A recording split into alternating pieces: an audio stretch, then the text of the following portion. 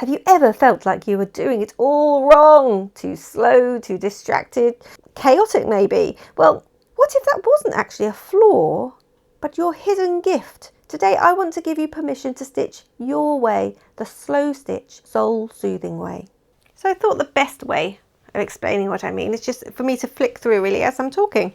So what is slow stitching? I reckon if you ask 10 different people, you'll get 10 different answers. Is it hand sewing? How is slow stitching different to embroidery? How do you start if there's no pattern? Does it have to be completely random to count as slow stitching? Does it have to be mindful? Actually, what does that even mean anyway? It can vary a little from person to person because we don't all find enjoyment in exactly the same place, do we? I might love a completely different style to you. Does that mean one is right and the other one's wrong? Well, honestly, I'd be surprised if you find my list fits anybody else's definition exactly, because we all have our own ideas, but here goes. What do I consider to be slow stitching? Yeah, slow stitching is a form of hand sewing, but not all hand sewing is slow stitching. It's more intuitive than formal types of stitching. And yes, embroidery can certainly be considered slow stitching as well, depending on how you approach it. But not all hands embroidery is slow stitching. There's a definite mindful aspect to it. To some, that might be the repetition of stitches. To others, it's the pure freedom of mark making with a needle, letting the fabric just guide them with no real preconceived ideas of how that final piece might turn out. Now, I believe you can use a pattern to follow. However, the emphasis is on letting you stitch freely without pressure. I would tend to use a pattern more like a guide, something flexible that you can tailor to your own style. Certainly not something that would restrict you. And I mean, when you're starting out, having a pattern can be the difference, can't it, between you thinking about slow stitching and actually starting. So whichever works for you.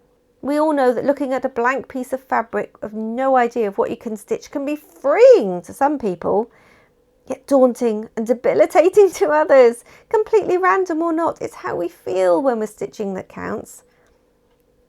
Honestly, some might say my slow stitching isn't slow stitching.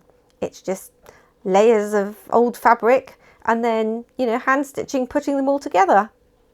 Yeah, I can't really argue with that. Sometimes though, I think it's not just about the actual stitches themselves. I think slow stitching can help make us more aware of our surroundings. Do you know what I mean? I mean, inspiration is everywhere. You'll see a pattern on a tablecloth in a cafe and, you'll wonder why you haven't tried those two colours before. You'll overhear a few words from somebody else's conversation and scat your teeth flying because you're reaching for some paper to write it down really quickly so you can incorporate it in your next piece. Well, is that just me? Finally, sustainability and storytelling with a personal aspect too. That's what's really important to me. Although not a requirement of slow stitching, I like to include a sustainable element to each piece if I can. Reusing old fabric, old threads, rescued antique linens, children's clothing, things that have already had a life and are bursting with a story to tell, or fabrics that are personal just to me. However, you may choose to use all new materials and follow somebody else's instructions. And as long as you're relaxed, enjoying a slow pace that you are setting, I'd say that's completely fine too. If you are just starting out, I'd suggest not worrying about what is or isn't right.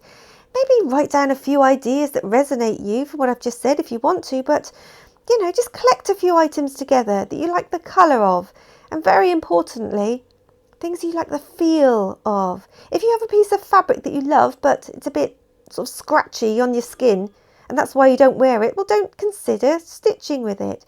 If you don't like to wear it, why on earth would you invest your time and effort into stitching with it? Sure, you'll find something that both looks and feels good too. Be kind to yourself. Only work with fabrics you love. I have loads more to tell you in the next 20 minutes or so. So if you're finding any of this useful already, please subscribe and make sure your notifications are on. Otherwise, you'll never know about a new video anyway. Thank you. And so I guess I should also clarify a few examples of what slow stitching is not, to me anyhow. It's definitely not slow stitching if I feel the pressure to get the job done. Something that's needed tomorrow morning, I only have an hour to finish it. No, that's not slow stitching, that's sewing. If I'm racing towards the end of the project where, the final piece is really important, but I'm not enjoying making it, no, that's not slow stitching at all. That again is sewing. When I'm hand stitching a hem on school uniform or work trousers or something, I certainly do not consider that to be sewing for pleasure. Now, if I'm following an embroidery pattern that's taking all my concentration, it's imperative that every leaf needs to match the exact 4 colour variations on the chart in the instruction book. If I miss a stitch and I need to take out my stitches, take them back and keep everything perfectly aligned to the pattern, it's enjoyable, but it's quite stressful, as I'm putting pressure on myself to ensure everything is perfect. Well, you know what I'm going to say. It sounds like embroidery, but definitely not slow stitching to me. So a few ideas for you, hopefully. I mean, there's so much more than this. Can I ask you a quick question though? I mean, when did you realise that stitching wasn't just sewing? It was more than that. Oh, and also, I'm interested really, are you a planner or a wanderer when you stitch? Leave a comment below if you can. So let's think back a bit, and by that I mean to the history books, thank you, I'm not quite that old. We know that middle and upper class Victorian ladies, they were judged rather harshly on their personal qualities, weren't they? Feminine qualities, I think they called them, parenting, domestic duties, and they had quite a list of skills to learn as well. Hand sewing and embroidery were considered pretty much essential for these feminine skills too. Traditional sewing was needed for making and mending clothes, obviously, and, household linens, things like that. And then, of course, there was the embroidery to decorate them. So if I was a middle-class single woman scrutinised for my, marriage potential, I'm not sure I'd describe many, if any, of my stitching skills as leisurely. And the poor, well, they often used their needlework skills to earn a living, didn't they? In the clothing and textile industries. Again, not what I'd call a leisurely activity. Both highly skilled. In both classes, perfection counted. Today, well, many of us have the privilege of choosing to let perfection go. Even embracing imperfection. Some people strive for perfect. Some people are perfect somehow, aren't they? Others of us, not so much. I mean, some people are born neat. You know what I mean? Their clothes are spotless, their hair is always just so. I, on the other hand, well, I must push my glasses from my nose to the top of my head and back again 100 times a day because by 10 in the morning, my hair is sticking out at various angles. My eyeliner is probably making its way across my left cheek. And, I'm thankful I'm wearing trousers, to be honest, because I'd probably have the back of my skirt tucked into my knickers too if I weren't. The thing is, I don't remember leaving for work like this. I'd like to be perfectly neat, but my hair and my body, despite my best efforts, really, they're generally just doing their own thing. You know what? I think my stitching is much the same. So should we stop trying? What's wrong with aiming for perfection? Well, those Victorian ladies must have felt the pressure of perfection. Even if we have no time limit when we're stitching, trying to achieve exactly the same results as somebody else, taking the stitching out, redoing it. I'm being polite here. I would say it's very frustrating, to say the least, wouldn't you? Boy, can it stifle your creativity. It can prevent you from completing or even starting a project. So what if we choose to throw out some of those traditional rules? Rules. The world's full of them, isn't it? Am I the only one who feels that even as an adult, we're still being told what we should do, what's best for us, how we should be feeling? So what if stitching is our place? Not conforming, not following orders, not rushing, and not following familiar steps just because, well, it's the way it's always been done. Certainly sounds appealing to me to ditch those. Does it sound good to you too? Perhaps it's because it sounds less like work and more like play. Remember when play involved us exploring, experimenting, storytelling?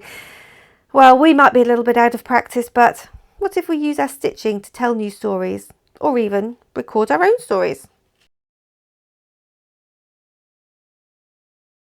I don't think my personal story is particularly interesting to others, but it's mine. Just like your story is yours. Sometimes when we're slow stitching, it feels right to incorporate a family name, a photo, a memory from a piece of fabric that takes us back maybe, just by touching it as we sew with it. Weirdly, layers are what come to mind to me.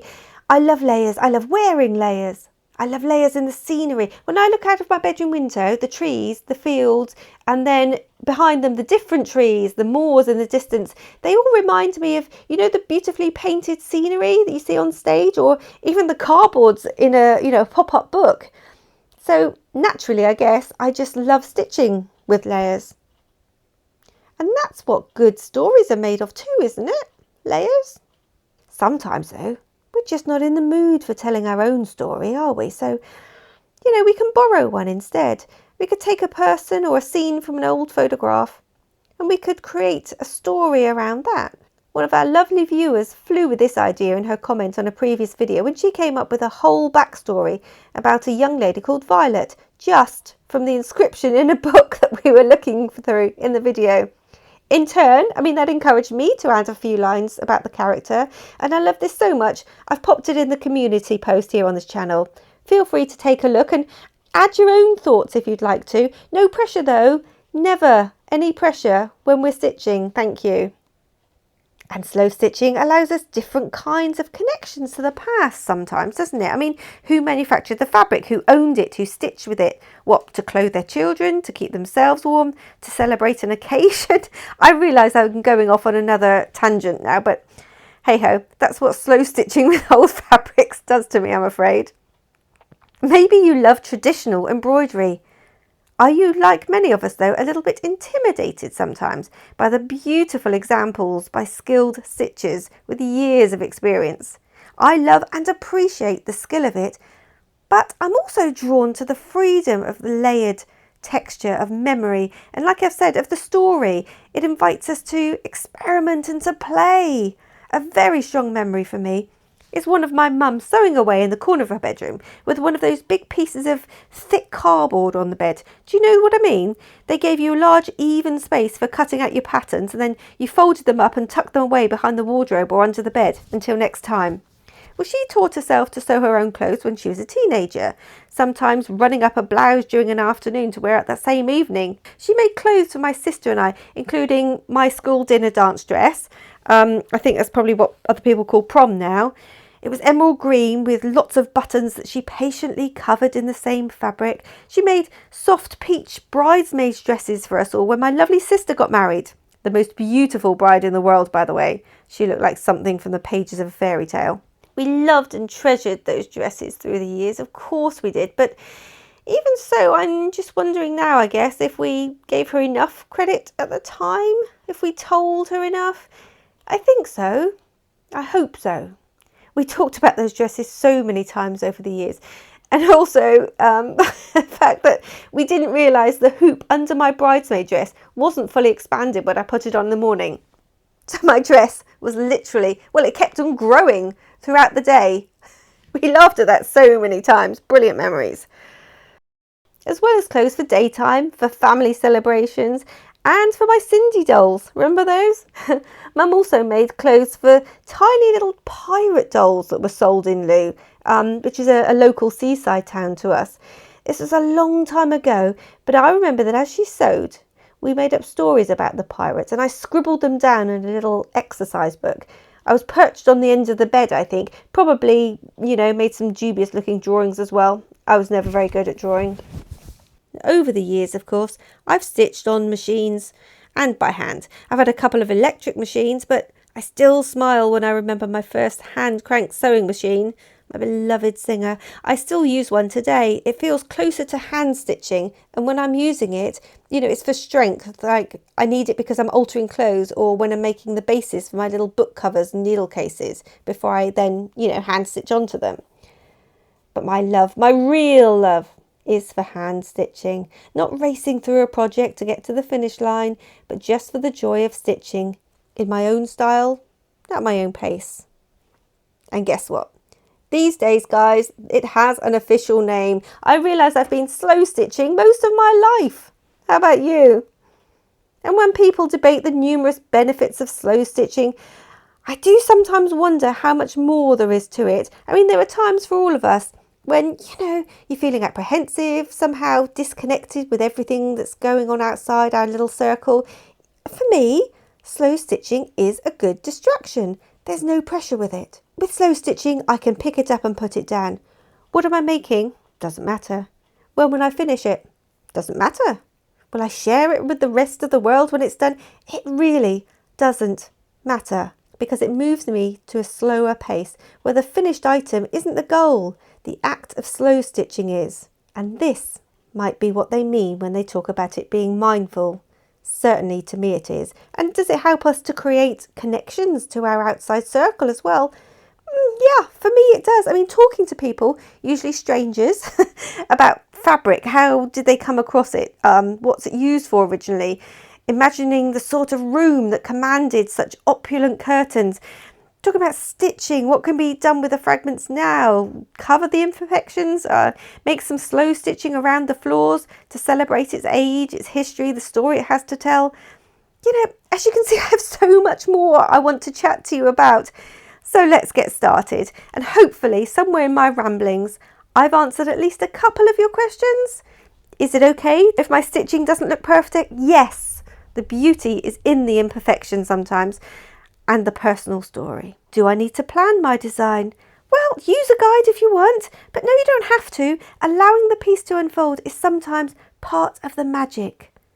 So gather a few of your favourite fabrics together, a few doilies, a few trims. Nothing scratchy, remember? And find a family photo, an old calling card, a postcard, or, cut a friendly face from a book that you've had sitting in your shelf for way too long. And start tearing your fabrics up, layering them, move them around a bit. It's all starting to come back to you now, isn't it? The bit about playing, and it feels good, doesn't it? So now that you know my view, my personal view on slow stitching, what it really is to me and how I like to go about it, shall we make a plan to stitch together? Whether it's your first slow stitch or one of many, join me in the next video, because we can talk about how to incorporate special vintage pieces, fabrics that tell a story. We've got so much to say to each other, I know we have. Starting is one thing, but using treasured old fabric, well, that can feel really scary, can't it? Next time I'll show you how I use old vintage fabrics and how to do it without any regret. As always, thank you for your time today, guys. Please make sure your notifications are turned on and join me next time so we can stay curious, we can keep learning, and we can create a little something every day.